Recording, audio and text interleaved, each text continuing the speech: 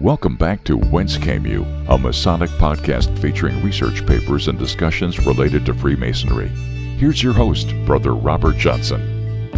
This is episode 375. Welcome back to the show, and we are running right into that Christmas holiday, or Diwali. Hanukkah started a few days back, and there are countless holidays that are coming through, whether you celebrate the solstices or what have you. I guess in a way we all kind of celebrate the solstice, but it's going to be a great holiday season. I just know it. Now, just some news and some updates. First and foremost, I want to let everybody know that, of course, we are going to be dark. That is, no episode for the next 2 weeks. That is because I have to spend some time with the kids and the family as we want to do, as we need to do, and just take time to reflect and live life as we do with our families at this time of the year. That doesn't mean I'm not going to be working on the show for the next 2 weeks. It just means we won't have an episode ready for the next 2 weeks. So the next episode you're going to hear is going to be on the 6th of January, and it's going to be a great episode. I've actually got my first guest for 2019 lined up. Who's it going to be? It's going to be Brother Lance Kennedy. That's right. You know him. You know his writing from Phoenix Masonry and Masonic Information. It's been blogged, reblogged. It's gone viral. It's really good information. We're going to be talking about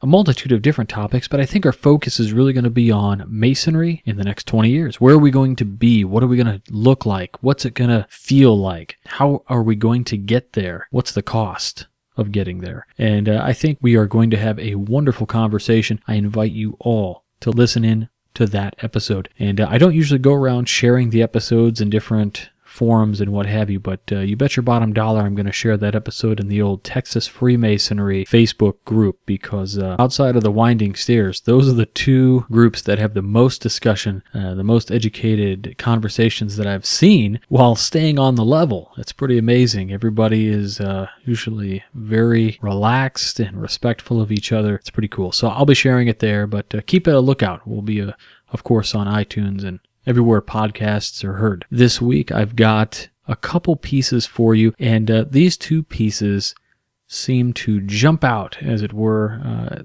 recently as I was going through some old paperwork. The first piece that I'm going to read is from the Illinois Lodge of Research, and it's from volume 21, and it's called What Does Masonry Mean? And it's by a good friend of mine, Brother Ira Gilbert, who's a past master and, of course, a past district deputy grand master. The man has written volumes on Freemasonry, but this is just one of his shorter articles that I just loved. In fact, I think after I read it, I audibly said something like, "Shots fired," and laughed to myself, but I hope you guys enjoy that one. And the other one we're going to read is actually an excerpt reading from the Pharos, which is the Silas H. Shepard Lodge of Research, F&AM of Wisconsin. It's number 1843. These guys put out a wonderful book every year, and I think they have 6 or 7 volumes. I was gifted a complete set, and I've been reading through them, and there is some phenomenal work in these books. So if you are interested in these books, let me know. I will send you some links to where you can pick them up. I think they're on Lulu, but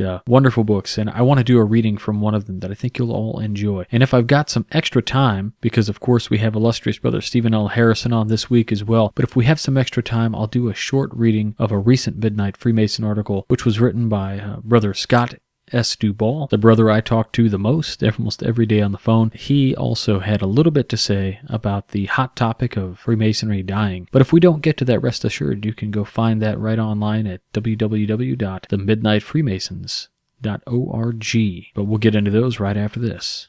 The Whence podcast is brought to you through the generous support of Masonic Revival, contemporary Masonic designs made for today's Freemason. You don't have to settle for throwing a plain old square and compass on anything anymore. Now you get something truly designed and truly wonderful. Whether it's aprons, awesome pins, and wonderful neckwear, bow ties, ties, pocket squares, you name it, Masonic Revival has it. Head on over to MasonicRevival.com and check out what they have to offer. If you use promo code WCY at checkout, that means free shipping also. And make sure if you see Brother Edgar, tell him thanks for helping bring this program to all of you.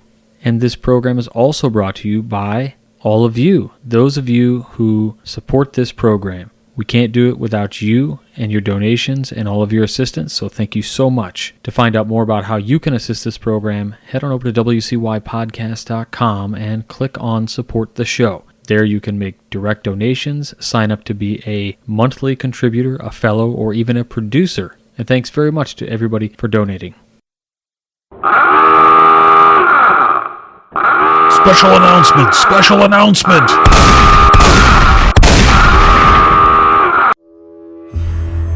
Hi everyone, this is Brother Joe Martinez from Manasseh Lodge number 182 in Manassas, Virginia. I first wanted to thank Brother Robert and the Whence podcast for allowing me a few seconds to announce a very special event. On June 15th, 2019, we will be hosting the first ever Mid-Atlantic Esotericon in Manassas, Virginia, and tickets go on sale today. This will be a jam-packed event full of esoteric presentations from many of your favorite speakers, to include John Ruark, Frater O, Greg Kaminsky, P.D. Newman, Pierce Vaughn, Jamie Lamb, Don McAndrews, and your very own Robert Johnson. In attendance will be some of your favorite vendors and authors, which we will soon announce, and the event will include presentations for both the Master Mason, as well as those that are interested in learning more about Freemasonry and the more philosophical aspects of the craft. We will be kicking off that weekend's festivities with a social event at Sinistral Brewing Company in Old Town Manassas on the evening of June 14th. Tickets for the social event are very limited, and it will be a private event in a great venue with much fellowship to be had. If you're looking for an engaging, thought-provoking, and esoterically focused event, you will not want to miss this. Please check us out on Facebook at facebook.com/MA Esotericon for ticket links, further information, and news updates as we post them. Again, a most hearty thank you to my dear friend and brother, Robert Johnson, for allowing us a few brief minutes to tell you all about this amazing event, which we are all excited to host. Seating is limited, so get your tickets now. And as one of our co-hosts, Brother John always says, keep searching for more light. You'll be sure to find some in Northern Virginia in June of next year. Saturday, June 15th, 2019. Your path to apotheosis starts at the Mid-Atlantic Esotericon. Get your tickets. We'll see you in the Playroma. In all seriousness, I hope you guys do come out to check out the Mid-Atlantic Esotericon happening in 2019. It's going to be a fantastic event, as you heard Brother Joe mention. I'm really excited about it, and I hope you are too. Well, before I get into this one, I just want you to know that if you hear a bunch of this, well, that's because I'm reading it from an actual sheet of paper, and I will do my best to scan this in so that you guys have a copy of it as the bonus feature in the app. I cannot do that with the other because it is a printed book, and I don't know if that would be kosher legally. But anyway, here we go. What does Masonry mean? By Ira Gilbert, past master, past district deputy, Grand Master. Recently, a newly initiated entered apprentice reported that he did not wish to continue in the degrees and wanted to be released from his obligations to the fraternity. The reason for his dissatisfaction was that he had the thought that becoming a Mason would give him access to members whom he might solicit as customers for his business. This is typical of the mistaken opinion of many potential candidates for the degrees.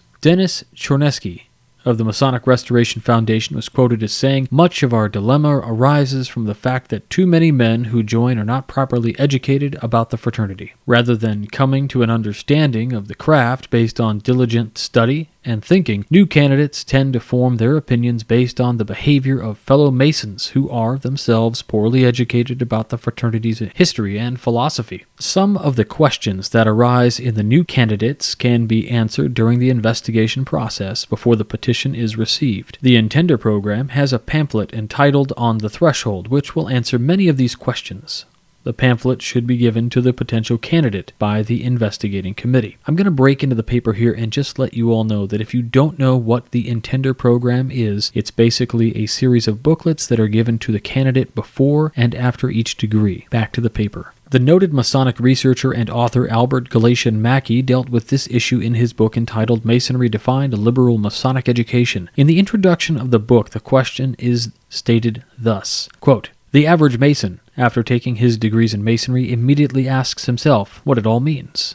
End quote. Mackey is of the opinion that only a few Masons have or will take the time to make an exhaustive study of Masonry. In his book, The Lodge and the Craft, The author Rollin C. Blackmer reports that at the time the book was written, there were more than 100,000 brethren in the state of Missouri. Of these, Blackmer states that there were only 75 of this number who had taken the time to make a study of the history, philosophy, and symbolism of the fraternity, so as to awaken within themselves the desire to learn what it really takes to be a Mason. It is to the new brother who goes into the brotherhood in the belief, quote, that there is really something to it, end quote, that a desire to be well informed is kindled. This article is not meant to make the new brother a Masonic scholar. Indeed, there are a relative few who take the time to become really informed about the fraternity. There are literally thousands of books published about Freemasonry. Mackey states that no Mason can acquire in a few days or months all there is to know about Masonry. Indeed, two of the most notable of Masonic scholars, Albert Galatian Mackey himself and General Albert Pike, spent their entire lives in the study of Freemasonry. In today's society, where the demands of earning a living and supporting their families, it is the most difficult for our brethren to find the time to spend in such Masonic endeavors. In our own state of Illinois, the Grand Lodge Directory lists 29 brothers as the Grand Lodge instructors. These worthy brethren are also certified as Grand Lecturers. 96 brethren are certified by our Grand Lodge as Grand Lecturers, and an additional 4 of our members are certified lecturers, awaiting only to rise to the east in their lodges to gain Grand Lecturer status. These foregoing brethren have demonstrated their ability to be proficient in the ritual and floor work of all the degrees. In addition,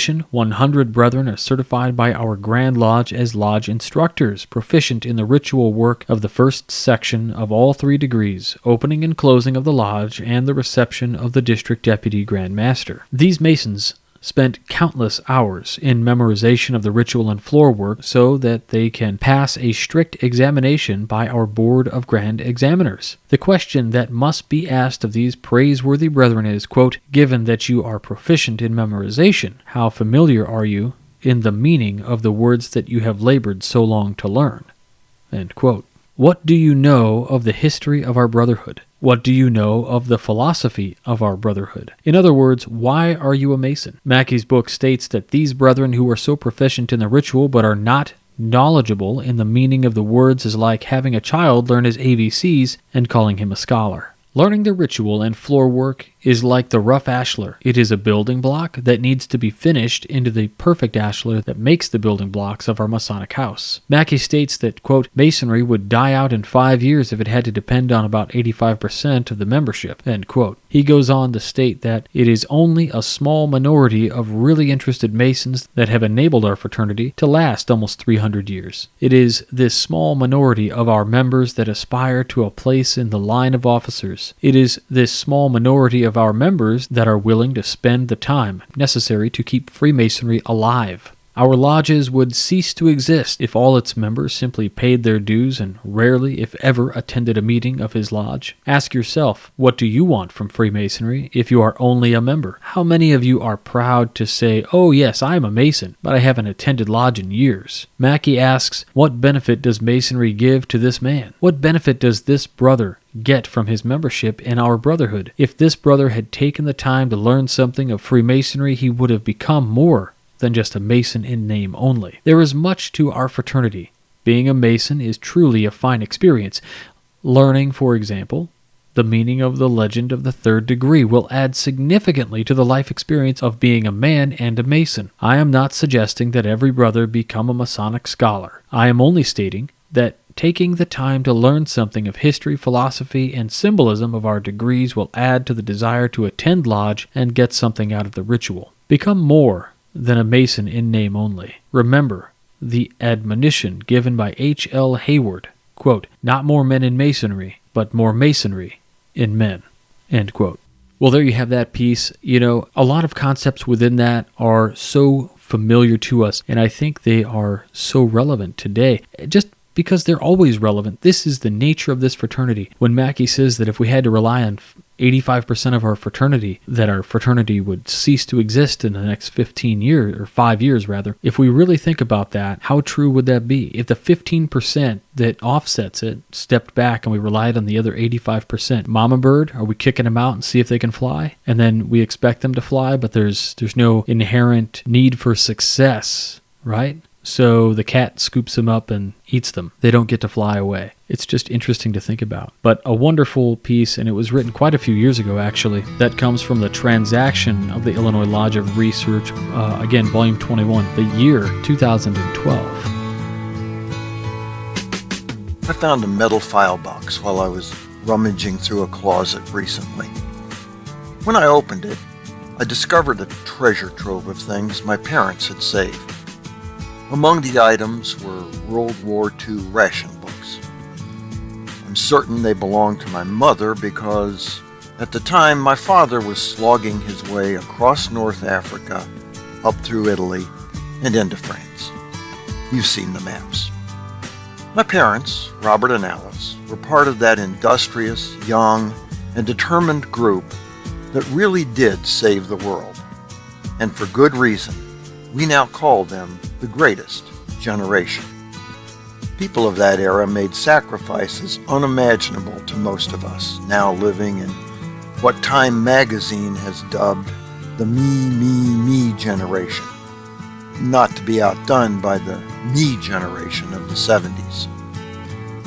I'm not sure what all of Mom's coupons were for, but I know for sure the U.S. rationed gas, food, and other items.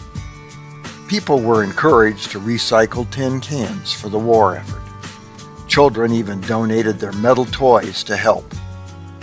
Each family was allocated 5 tires for one family car and had to give any others to the government.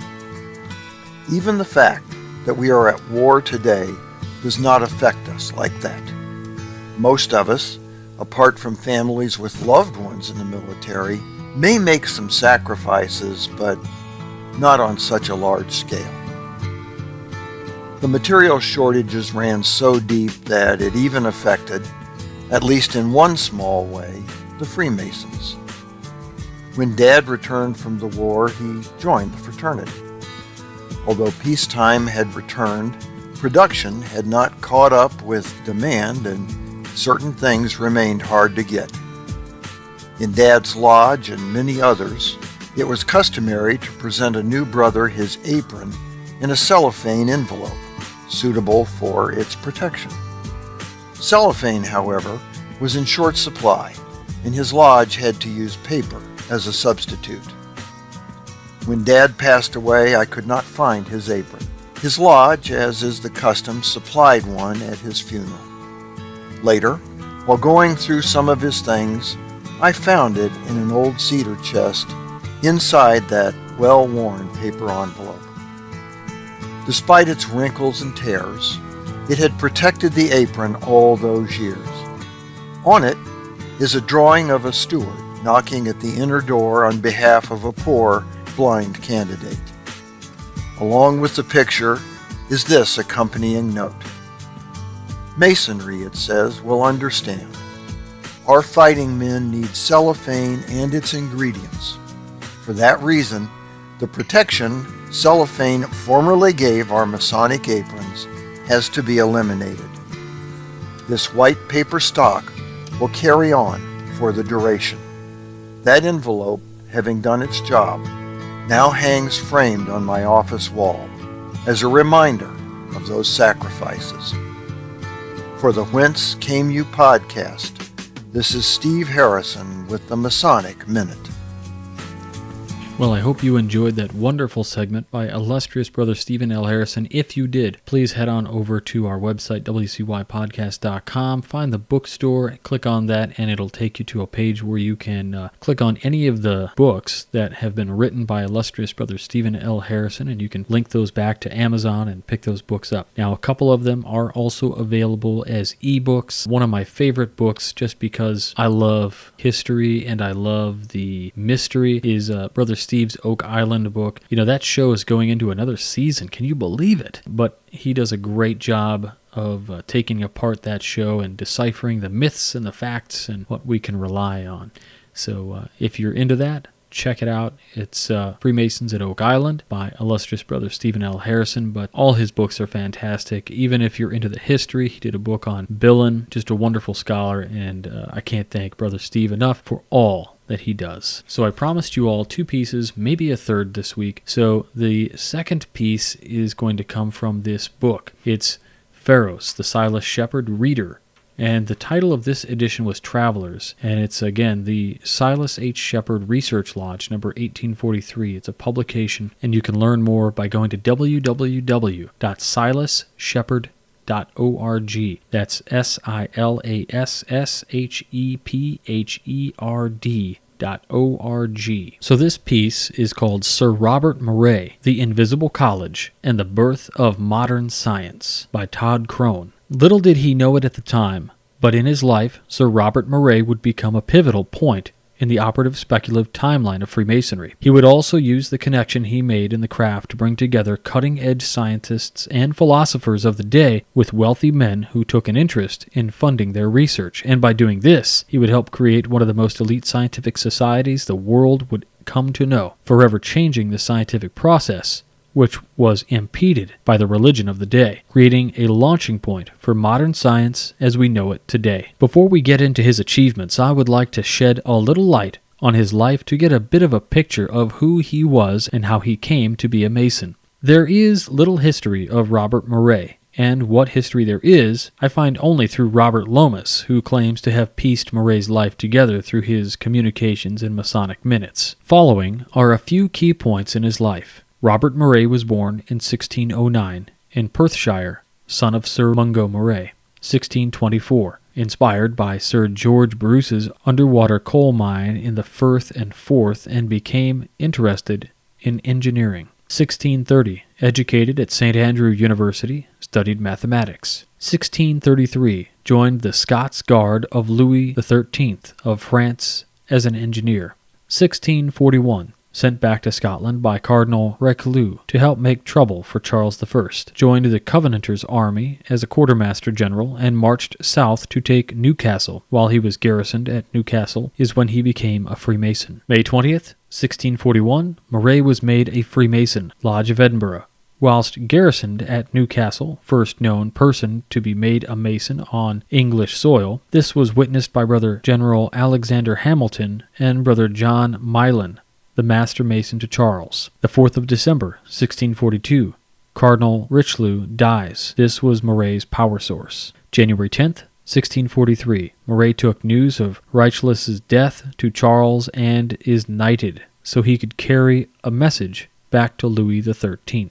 He later returned to France and was promoted to colonel in the Scots Guard. 20th of November, 1643, Murray was captured while fighting in Bavaria, imprisoned in Bavaria, and left to rot. According to the Scottish Rite Ritual Monitor and Guide, page 81, Sir Robert Murray was the first known non-operative gentleman Mason, having been admitted to the Lodge of Edinburgh on May 20th, 1641. Below is a facsimile of the Lodge minutes and Murray's signature, along with his Mason's mark. What significance does that have for us? For those who study the history of this gentle craft, there are 2 significant pivotal points in the history of Masonic research. One of them is the formation of the Grand Lodge of London in 1717. It is from this point forward that Freemasonry was no longer such a secret society, but one which now recorded minutes of their meetings and documented the attendance of their members. From this point in Masonic history moving forward, research of the craft became a lot easier. There was more documented evidence of the whats and whos to start piecing history together. I am not saying that Freemasonry became an open book at this time. There were and still are parts of the craft that are more secretive, but compared to pre-1717, it was easier to research. The other pivotal point of Masonic research is the transformation of the operative Masons of the old to the speculative gentleman Masons of the new. The documentation of Murray's initiation is the best stepping-off point that we have to begin the history of the speculative Masonry as we know it. Does that mean that there were no speculative Masons before Moray? Absolutely not. As you can see in the print above, we have Hamilton's signature on the minutes as well as Moray's. Because there was not as much written about Hamilton, we do not know if he was an operative or a speculative brother. Even in my own research, while Lomas indicates that Moray's initiation was witnessed by General Alexander Hamilton and brother John Milan, yet another source claimed that Hamilton and Moray were initiated together, which would mean, then, that if Hamilton was a speculative brother, that would have made him the first known speculative Mason and not Moray. But, due to the lack of written evidence, Moray gets the distinct honor. As a side note, you will see that Moray incorporated his Mason's mark into the signature. The 5-pointed star as the tail end of his last name is his Mason's mark. The Mason's mark was used back then as a way to distinguish one operative Mason's work from another's. Remember, back in those days, not everyone could read or write, so each Mason had a mark that was unique to that person, to be able to identify his work. To learn more about this, one merely need join the modern-day Royal Arch Masons, and you will learn more about the Mark Master degree. Aside from being known as the first speculative Mason, thus giving us the genesis point from which we can agree is somewhat the quote-unquote birth of modern or speculative Freemasonry as we know it, Moray's next biggest contribution, in my opinion,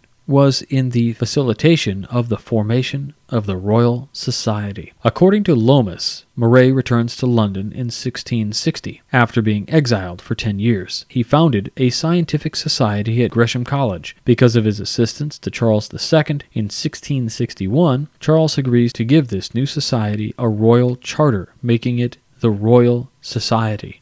When Lomas says Moray founded this society, I would like to think of him as more of a facilitator to get the impetus of the society rolling. The Royal Society website says men were meeting at Gresham College since 1640. It is more likely they had a group of people who were educators and researchers at this college who expressed disinterest in the confines religion put on their advancement, being accused of heresy, for example, to question whether the Earth was the center of the solar system, and over time it came to a critical number of people. The time was just right for Moray to come when he did, to a lecture given by Sir Christopher Wren, also a Mason, having the backing of the king at that time, and the connections of Freemasonry to help put all the pieces of the puzzle together. Now, if you would love to read the rest of this, I would highly suggest going to their website, silasshepard.org, and picking up the Traveler's edition of Pharos, which I believe was the first one that they issued, published back in 2015. So check that out just as soon as you can. Now comes the point in the show where I ask you to help support this show. How do we do that? Well, we have a bunch of different ways to do that today. If you head on over to wcypodcast.com, you can click on direct donation through PayPal, which we briefly touched on at the beginning of the program. Of course, you can make that one-time donation, or you can sign up to be a monthly contributor. Contributing $2 a month, $5, or even $10 a month, whatever you choose really helps the program out. Of course, we have a limited edition shop where you can pick up any number of items that come direct from us. Help us out by going to MasonicRevival.com, but also we have some other affiliates that are really important. Banker's Best, one of the most unique things we've ever done, is to work with Brother Levi Banker out of St. Louis, who owns his own company called Banker's Best Beard and Skincare. He's been so generous. If you head to wcypodcast.com, click on More, then click on Banker's Best, and you can check out a bunch of the different products he's got. He's got a whole line of beard care products, skin care, oils, balms, all of this stuff, and he has been doing it a long time. He knows a lot about it. Everything is handmade, quality items. We even came up with the King Solomon's Reserve Beard Balm, which is a few years old now, but remains one of the great products that he still offers. Even the artwork on the bottle was done by a brother. The nice thing about this particular product is 50% of the proceeds come back to the program. If you're a history guy like me, then you'll be pleased to know that what makes the beard oil and balm very special is that it was made utilizing the fragrances specific to the exports of King Solomon's time and location, which is amazing. So black fig and honey is the formula, luxurious scent, as Levi says, truly fit for our first Grand Master. If you use the promo code BBWCY357 at checkout, you'll also get a little bit of a percentage off. Please check that out. Banker's Best, or just head on over to buybankersbest.com. We also have a code with On It. You can go to our website, click on more, then go to On It, and you can click through any of the links here, or just go to onit.com and use the promo code WCY at checkout. You'll get 10% off, and they'll send a little bit back to the program to help us out. And of course, it's business time. The book that I wrote with John T. Ruark, it is making some real waves, and people are using it and seeing success. So check that out on Amazon. You can click right to it. You can get it on Audible, Kindle, or in print, even on iBooks. And last but not least, I want to ask you to check out the Great Books program. You'll see the banner for it on the left-hand side, Intellectual Linear Progression. Use the promo code WCY, or you can just click on that link there, and you'll actually go right to the website and hear a little bit from Scott Hambrick about how awesome the program is. So that's it. I hope you guys enjoy, and thank you so much for helping us out. And so it seems that we do have some time to read this piece, and so we'll go ahead and do that for you right now. This is a piece that was just recently published on the Midnight Freemasons, and it's called A Template for True Freemasonry, and it's by Midnight Freemason Emeritus contributor Brother Scott S. Duball. He's a past master and the current state education officer for the Grand Lodge of Illinois. Now, he doesn't mention that in the piece. He's much too humble to do that, but I felt it needed to be said. So without further ado, A Template for True Freemasonry. In my response to one of the latest in a string of blog posts decrying Freemasonry is dying in an attempt to garner internet traffic, I said that I am becoming exhausted with the endless complaints regarding our decrease in membership alongside a void of actual work and solutions. Quite frankly, these posts have no vision. Who are we shouting at to fix the problems?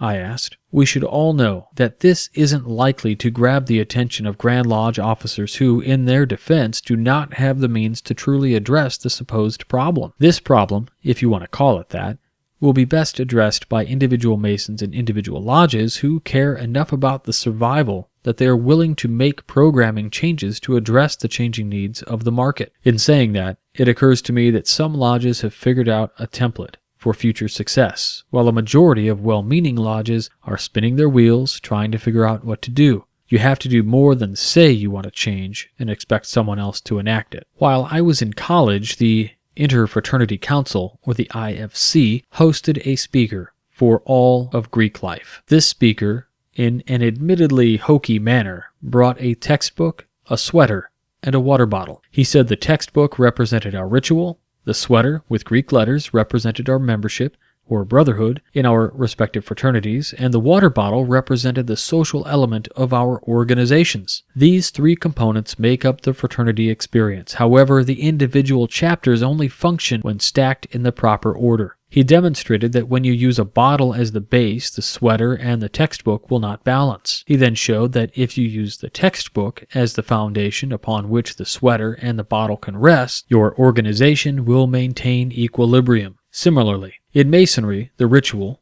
the textbook, must serve as the foundation for everything else we do. It is what makes the craft. The brotherhood, the sweater, can flourish with the ritual as a unifying foundation, and only then can social activity, again the bottle, be introduced. Freemasonry has these mixed in various orders. We lead our pitch, thinking that we must show potential Masons that we have fun and we donate to charity. We might talk about how George Washington was a Mason. To establish these things, we work hard to make social activity and brotherhood a reality in our lodges. Eventually, we have brought new brothers in on the pretense of these activities alone, without properly addressing that Masonry is a body of philosophical instruction. Brothers, this is a summary of mid to late 20th century Freemasonry establishing how we arrived here today. What I find is some of the most well-meaning brothers recognize the need to bring back education while still deprioritizing it below membership by shortcutting the paths to true enlightenment through the use of a number of non-ritual centric practices. I hear those apologists say, quote,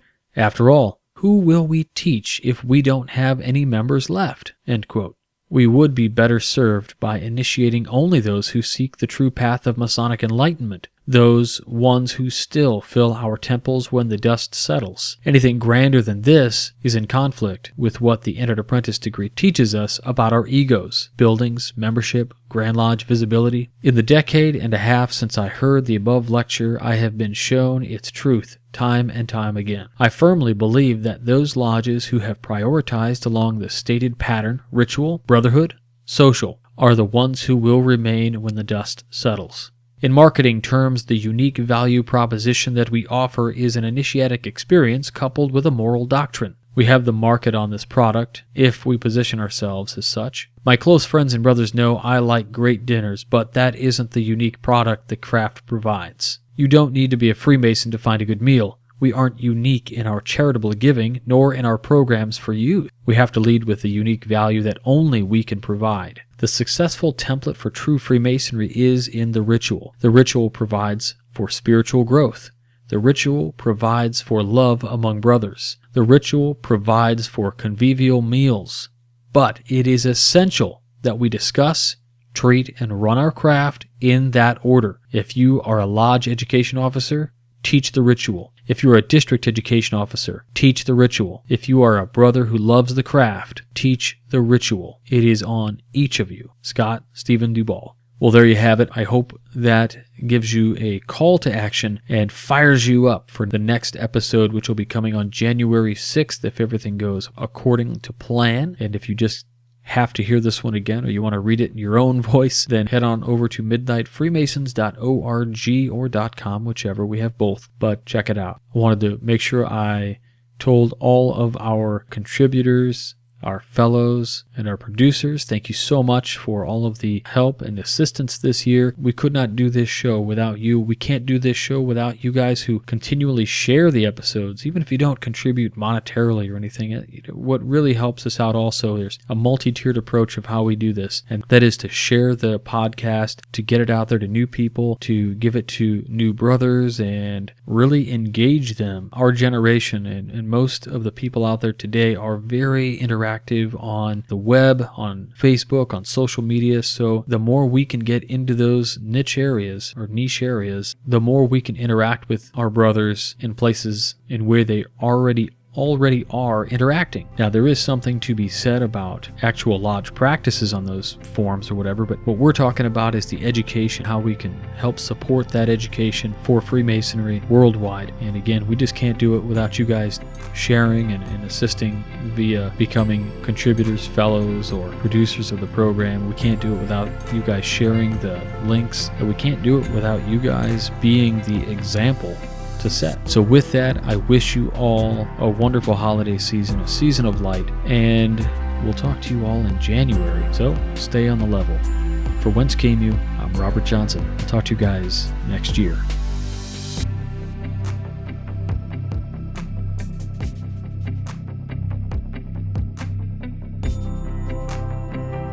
You've been listening to Whence Came You, a Masonic podcast featuring research papers and discussions related to Freemasonry with your host, Brother Robert Johnson. Be sure to join us for our next edition.